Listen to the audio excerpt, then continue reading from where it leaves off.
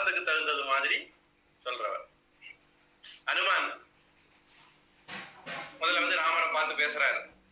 அப்பவே ராமர் சொல்றார், ஆர்கொலோ இச்சொல்லின் செல்வன் அப்படின்னு கம்பர் சொல்றாருன்னு நினைக்கிறேன்.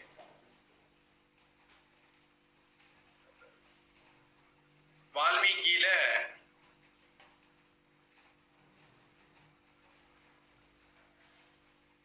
நவ வியாக்கரண பண்டிதன் மாதிரி இருக்கிறார் அப்படிங்கிற மாதிரி ஒரு குறிப்பு வருது. அதாவது ராமரை பார்க்க போறோம், அப்ப என்ன வேஷத்துல போகணும், என்ன மாதிரி நம்முடைய பாடி லாங்குவேஜ் இருக்கணும், நம்முடைய வார்த்தைகள் என்ன பாஷையா இருக்கணும், என்ன துணியில இருக்கணும், அந்த மாதிரி எல்லாம்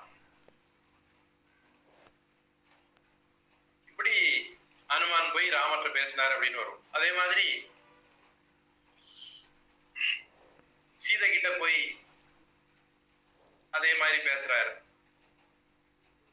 ஏற்கனவே ராவணன் பல விதமா ஏமாத்திட்டு இருக்கிறான். அதனால நம்ம போனா நம்புவாளோ மாட்டாளோ, அதுக்கு ஏற்றது மாதிரி சீதா கிட்ட நடந்துகிட்டாரு. அப்புறம் திருப்பி வந்துட்டு ராமர் கிட்ட, நாங்க இங்க இருந்து கடலுக்கு போனோமா, கடல் ரொம்ப பெருசா இருந்தா,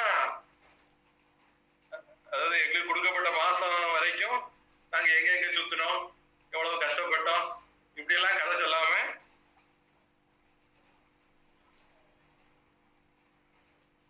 கண்டனன் கற்பினு கனியினை கண்களால் அப்படின்னு கம்பர் போடுவார். பார்த்துட்டேன். அப்போ ராமருக்கு ஒரு ஆசுவாசம், சீதா உயிரோட தான் இருக்கா. எப்படி இருக்காளோ தெரியலையே அப்படின்னா, கற்பினு கனியினை அப்படியே குடம் போட்ட தங்க மாதிரி இருக்கா.